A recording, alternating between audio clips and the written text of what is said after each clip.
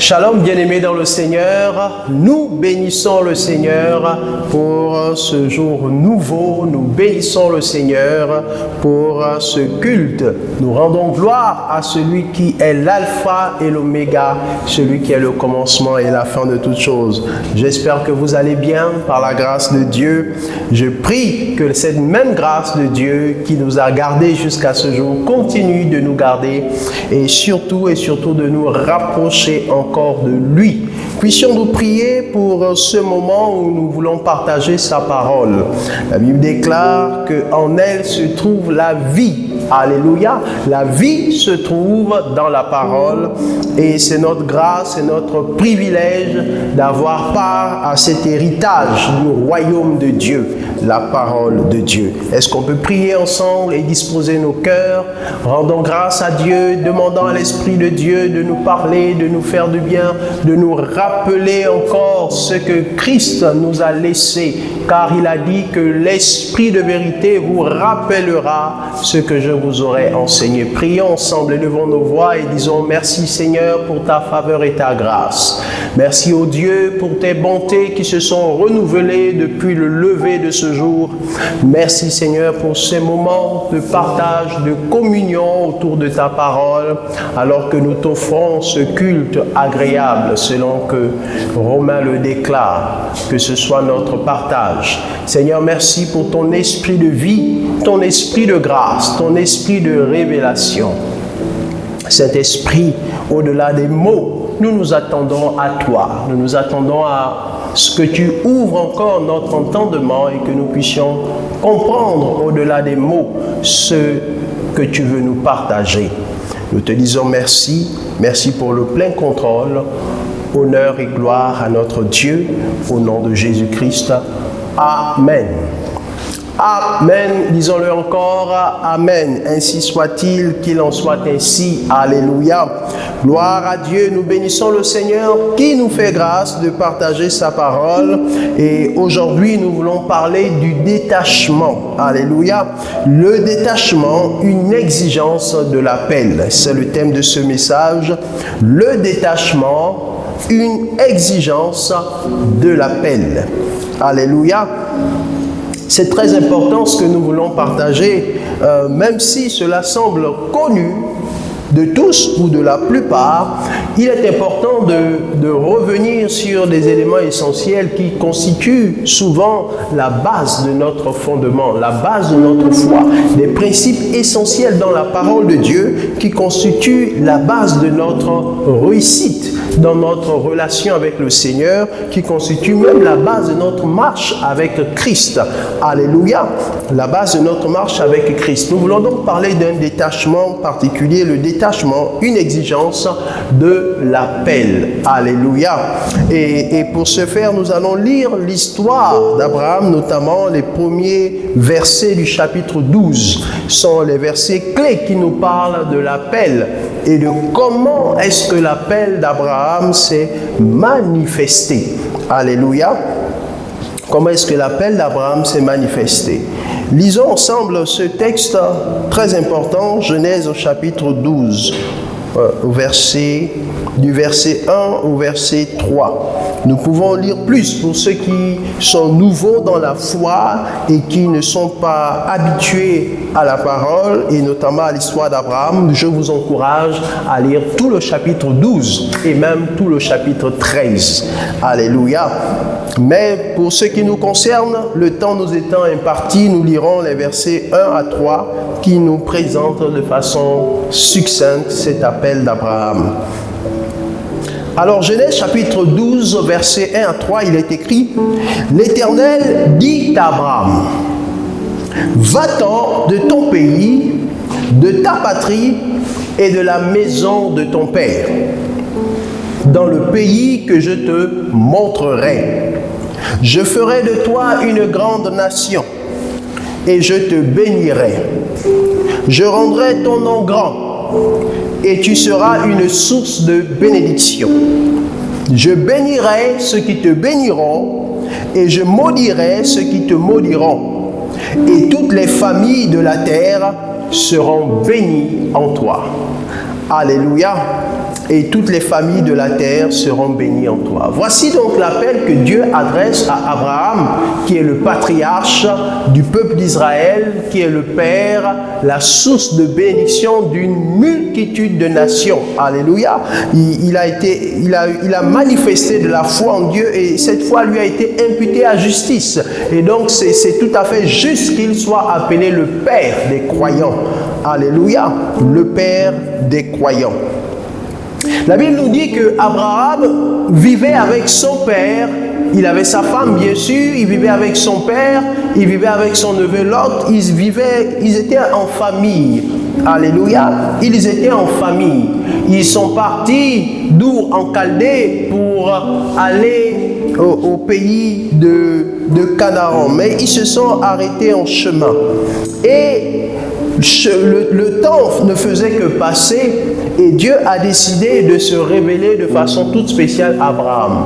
Non pas à son père, ni à personne d'autre de sa grande famille, sa famille élargie, mais plutôt à Abraham de façon spécifique. Et Dieu lui dit, Abraham, va-t'en de ton pays, de ta patrie et de la maison de ton père, dans le pays que je te montrerai. Et Dieu lui dit ensuite ce qu'il veut faire de lui. Alléluia. Je ferai de toi une grande nation et je te bénirai, je rendrai ton nom grand. Et tu seras une source de bénédiction. Alléluia. Ce qui se passe dans la vie d'Abraham, en général, se produit aussi dans nos vies à nous. Alléluia. Nous avons un jour reçu l'appel de Christ. Nous avons un jour reçu cet appel lorsque Jésus dit dans Apocalypse que je me tiens devant la porte de ton cœur et je frappe la porte. Si tu ouvres, je rentre et je demeure, je soupe avec toi. Un jour, cet appel a résonné dans notre esprit. Alléluia. Je parle là de l'appel d'abord à suivre le Seigneur Jésus et non de l'appel au ministère. Alléluia. Et faisons bien la distinction. L'appel au ministère est encore une autre chose. Mais je commence par l'appel à suivre Jésus. Lorsque le Saint-Esprit fait son œuvre en nous, il frappe à notre porte, à la porte de nos cœurs, afin que nous le recevions dans nos vies, nous recevions Jésus dans nos vies et que nous puissions commencer à marcher avec lui. Alléluia. Et Jésus le dit bien dans sa parole, je frappe à la porte de ton cœur. Alléluia.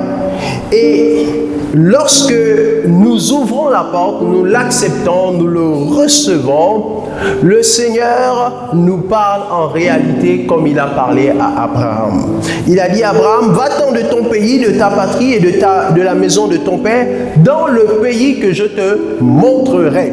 Alléluia. Cela signifie pour nous qui sommes aujourd'hui en Christ, pour nous qui sommes enfants de Dieu, qu'il y a, comme Abraham, un appel à partir d'un point A à un point B. Alléluia. Nous devons quitter un point A pour un point B. De quoi s'agit-il de façon concrète pour nous qui sommes dans le Seigneur, nous qui sommes en Christ? Le Seigneur nous parle, premièrement, du fait de nous détacher. Dieu, lorsqu'il s'adresse à Abraham, est conscient que Abraham fait partie d'une famille élargie, est conscient que Abraham a des attaches familiales, est conscient que Abraham est lié à son père, est conscient que Abraham est lié à Lot. Il a sa femme Sarah et Dieu lui demande de se détacher de sa patrie, de son pays, de la maison de son père, afin qu'il puisse accomplir ce que Dieu avait pour lui, afin qu'il puisse quitter du point A pour arriver au point B, il était nécessaire que Abraham se détache. Je me suis posé la question, mais pourquoi Dieu n'a pas permis qu'il aille avec toute sa famille? Il avait son père qui était avec lui et ils avaient déjà entrepris le voyage ensemble. Ils avaient commencé à se déplacer ensemble et l'idée de base venait même de son père et ils devaient ensemble arriver à Canaan. Ils avaient déjà le projet d'arriver à Canaan avec Térak, le père de Abraham. Alléluia. Ils avaient déjà ce projet et vous pouvez lire dans Genèse 11. Dans Genèse 11, si on peut revenir en arrière, ça nous aidera peut-être à comprendre le contexte. Genèse 11 au chapitre 31. Il est écrit, Térak prit Abraham, son fils, et Lot, fils d'Aaron, fils de son fils, et Saraï, sa belle-fille, femme d'Abraham, son fils. Ils sortirent ensemble d'Our en Chaldée pour aller au pays de Canaan. Ils vinrent jusqu'à Charan et ils y habitèrent. Les jours de Térak furent de 205 ans et Térak mourut à Charan. Alléluia. Donc nous voyons qu'il y avait déjà un déplacement qui avait été entrepris par Térak, Abraham et les autres membres de la famille. Et ils se sont arrêtés à Charan. Ils ne sont pas arrivés à Canaan. Ils se sont arrêtés à Charan. Et voici que par la suite, le texte nous dit que Térak, père d'Abraham, mourut. Et Dieu se révèle à Abraham et lui demande de partir. Alléluia. Cette fois-ci, non pas avec toute la famille. Térak n'étant plus là, Dieu demande à Abraham de partir pour rentrer dans l'appel qui était le sien. Alléluia. Et Abraham décide d'obéir à l'appel et de s'en aller. Et il part, il prend Sarah, il prend aussi Lot, son neveu, et ils continuent leur déplacement pour aller à Canaan. Mais Dieu lui demande spécifiquement de partir afin qu'il fasse de lui une grande nation, il fasse de lui une nation prospère et bénie, afin que des nations tout entières soient bénies par Abraham, qui deviendra une source de bénédiction. Alléluia. Ça semble simple à nos yeux, mais j'ai envie de dire que ce n'est pas une chose tout à fait simple. Parce que partir pour répondre à l'appel de Dieu signifie en réalité se détacher d'un certain nombre de choses. Il faut se détacher de l'environnement dans lequel on se trouve, il faut se détacher des personnes qui sont dans cet environnement-là, et il faut décider d'aller de l'avant tout seul pour une destination inconnue en réalité, et pour un Dieu qu'il ne voit pas, mais dont il reçoit les révélations et il doit faire preuve de foi. Alléluia. Nous sommes aussi confrontés à la même situation. J'ai envie de nous rappeler ces éléments essentiels de base, parce que de plus en plus nous constatons, lorsque nous observons notre paysage religieux chrétien et lorsque nous voyons comment les nouveaux croyants évoluent dans nos églises, nous croyons bien que cette question-là demeure une question essentielle. Pourquoi? Parce que beaucoup de personnes viennent dans le Seigneur, beaucoup viennent à Christ sans véritablement se détacher de ce qui peut les empêcher de rentrer dans l'accomplissement de ce que le Seigneur veut pour eux. Alléluia. Aujourd'hui, par exemple, il se pose une question cruciale dans l'esprit de plusieurs personnes. Est-ce que le fait de venir à Christ est synonyme d'abandonner sa famille, de délaisser sa famille, etc. Et donc, nous sommes souvent un peu comme déséquilibrés. Soit il y a un détachement excessif, soit il n'y a pas de détachement.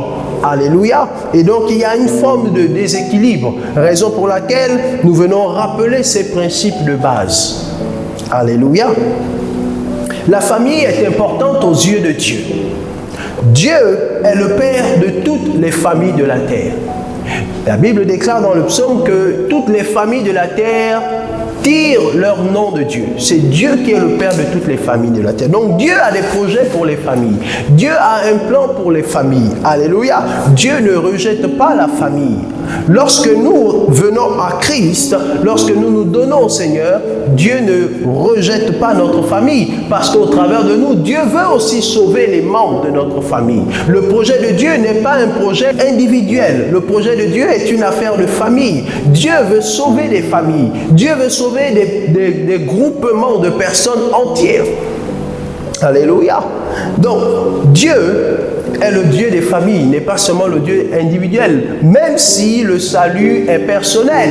Mais lorsque Dieu appelle une personne, au travers de cette personne-là, Dieu veut sauver sa famille. Alléluia. Mais il y a aussi un élément important qu'il faut comprendre. C'est que lorsque Dieu appelle une personne, la personne est comme contrainte de se détacher. Se détacher, pas d'abandonner, mais pas d'abandonner sa famille, mais de se détacher d'une certaine manière pour pouvoir entrer dans l'accomplissement de ce que Dieu veut. Sachez que lorsque Dieu fait toute chose, il fait avec un but, avec un objectif. Dieu n'a pas demandé à Abraham simplement de partir, de quitter sa patrie, de quitter son pays, de quitter la maison de son père. Dieu ne le lui a pas demandé juste pour le plaisir. Dieu avait un but, avait un objectif à atteindre. Et cet objectif, il le décline au verset 2 et 3. Il dit que je ferai de toi une grande nation, de toi sortira des rois. En fait, Dieu veut construire quelque chose de nouveau avec Abraham. Alléluia. Tout comme Dieu veut construire quelque chose de nouveau avec chacun de nous qui avons reçu l'appel de Christ et qui avons accepté cet appel. La Bible dit dans Romains que ceux qu'il a appelés, il les a aussi justifiés. Donc, il les a appelés. Donc, venir à Christ, c'est répondre à l'appel de Dieu. Tout comme Abraham a répondu à l'appel de Dieu. Et une fois on répond à cet appel, Dieu nous demande de quitter notre pays, notre patrie, de quitter la maison de notre Père, afin d'aller là où il veut nous emmener. Alléluia. Mais concrètement, qu'est-ce que cela représente pour nous? Parce que nous ne sommes pas Abraham. Alléluia. Nous tirons les leçons de ce que Dieu a fait dans le passé, mais nous ne sommes pas les mêmes personnages. Alléluia. Il y a un appel spécifique pour chaque personne qui vient à Christ et qui répond à l'appel de Dieu. Et en fonction de cet appel, il y a des choses dont il faut se détacher. Alléluia. Ce ne sera pas exactement pareil pour tout le monde, mais il y a un minimum. Alléluia. Pour nous, il ne s'agit pas nécessairement de se déplacer de façon physique, comme Abraham s'est déplacé. Il a dû quitter la maison que son père avait établie, il a dû quitter certains serviteurs de son père, il a dû quitter les voisins parce qu'il y avait un voisinage certainement, il a dû quitter plein de choses. Il a dû quitter une certaine façon de faire, une culture qu'il y avait à Charan pour aller à Canaan. Pour nous, aujourd'hui, il n'est pas nécessaire, il n'est pas question de dire que je fais mes valises, et puis pour être semblable à Abraham, je fais mes valises, et puis allez, hop, je décide de quitter le Gabon, je décide de voyager pour pouvoir faire exactement comme Abraham a fait. Non, il n'est pas question de ça. Mais il est question de se détacher. Se détacher de quoi? Alléluia. N'oublions pas notre thème, c'est le détachement, une exigence de l'appel. Alléluia.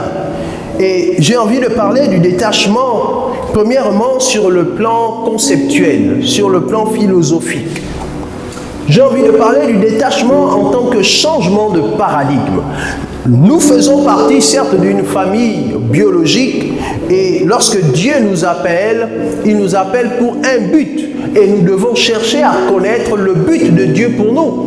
Il l'a révélé à Abraham, alors il peut nous le révéler aussi.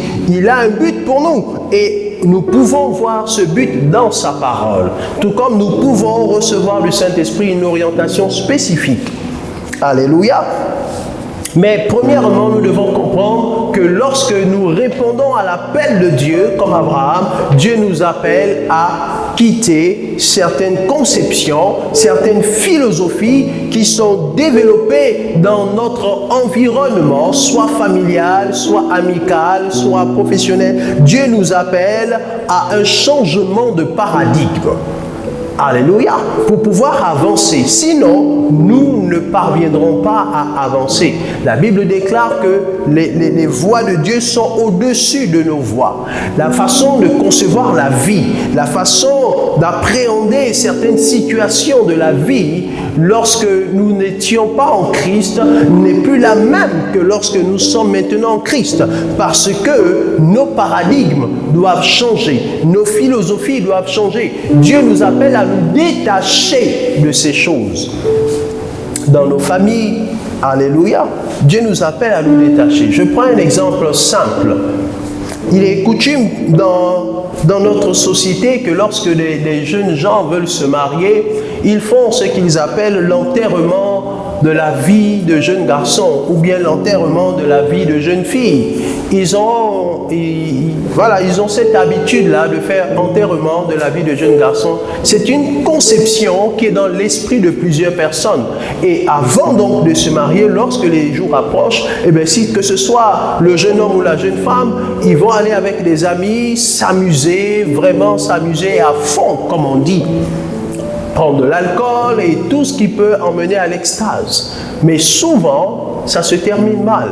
Souvent, ce qui se passe, c'est que ça finit mal. On finit par tromper même le partenaire avec qui on va se marier dans quelques jours ou dans quelques semaines.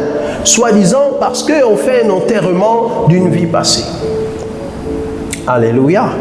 C'est une philosophie qui est bien présente dans notre société. C'est une conception qui est bien présente. Et lorsque Dieu nous appelle, il nous appelle à nous détacher de cette façon de voir, de cette conception qui n'est pas en harmonie avec le plan de Dieu.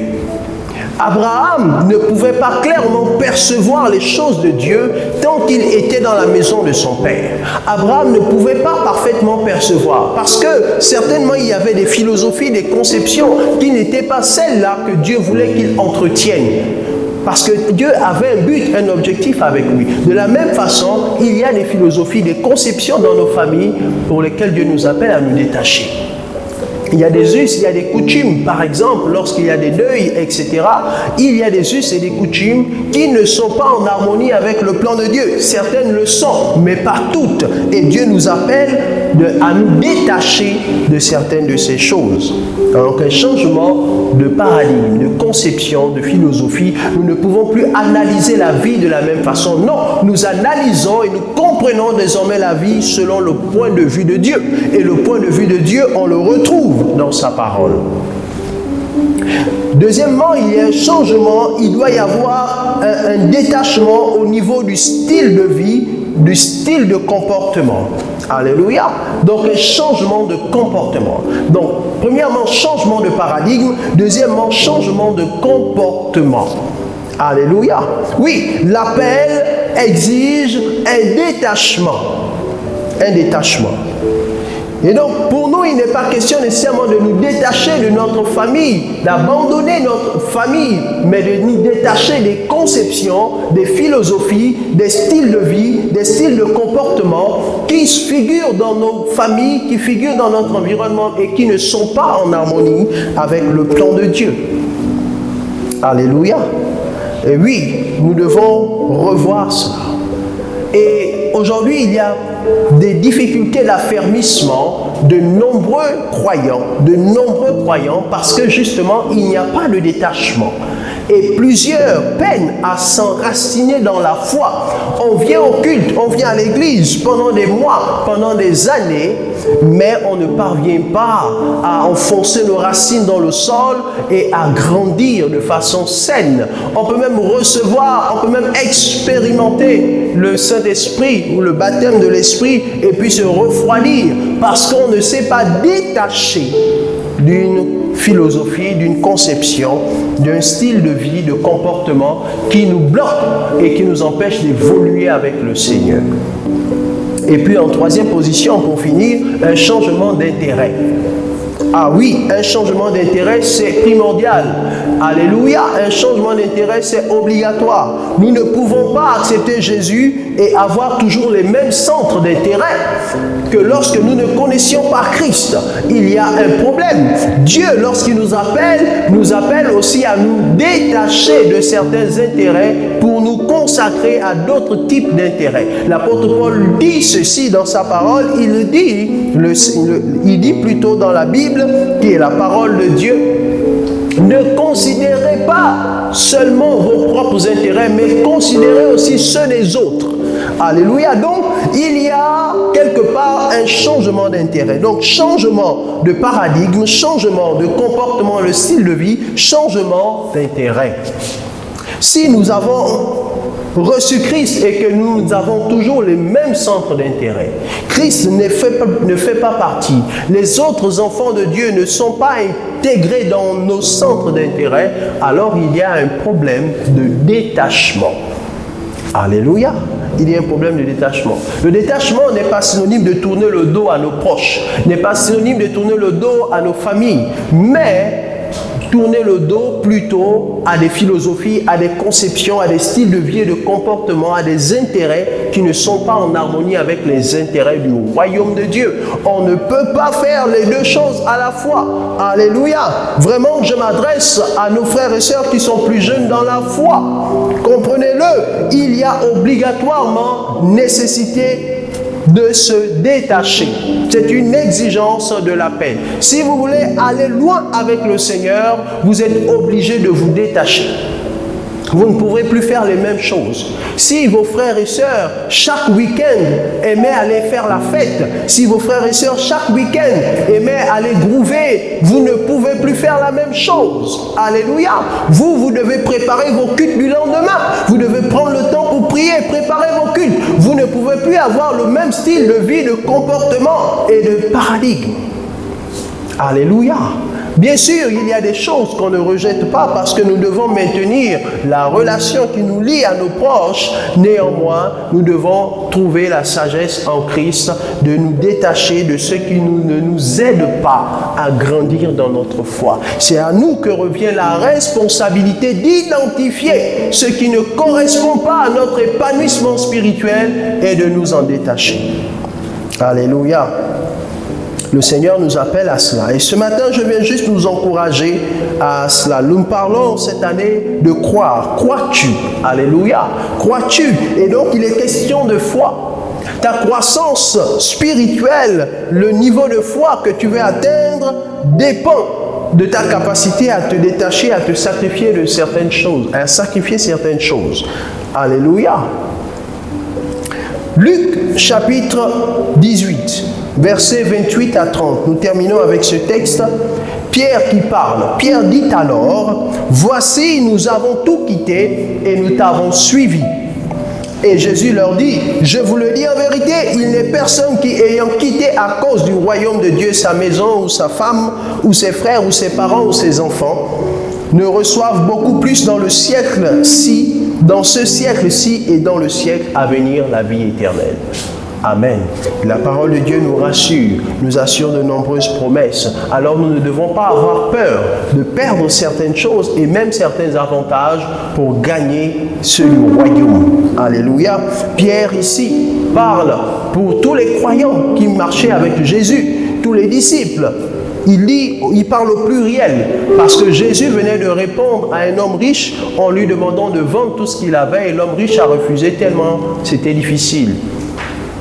Et Pierre observe la situation et il dit à Jésus, « Mais nous qui avons tout quitté, qu'est-ce que nous gagnons dans cette histoire?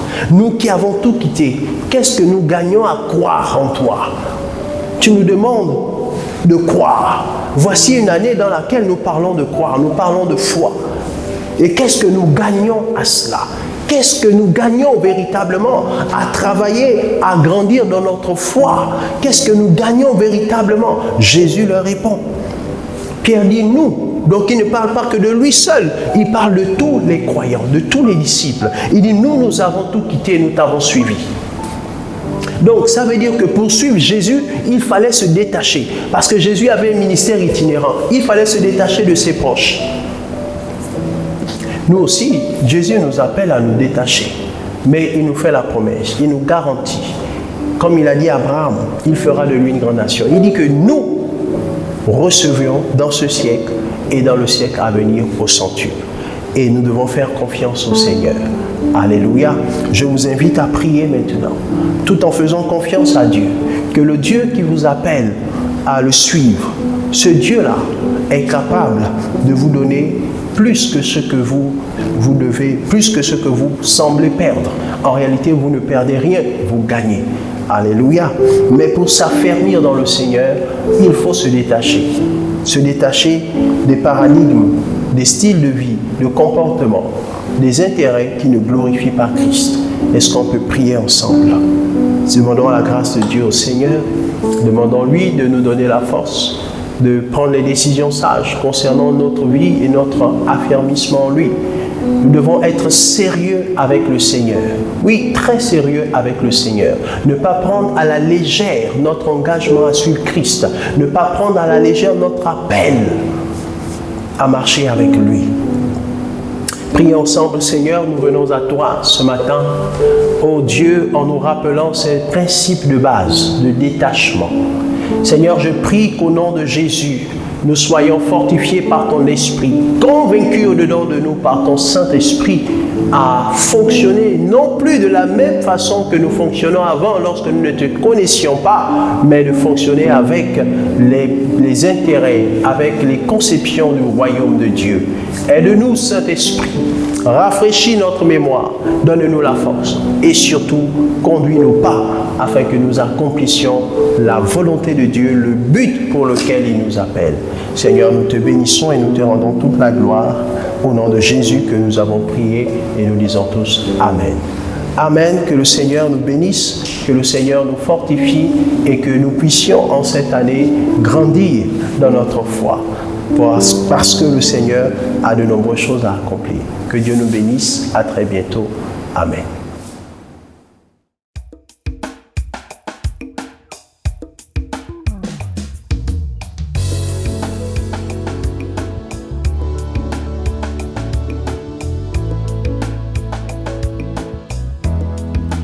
Je suis un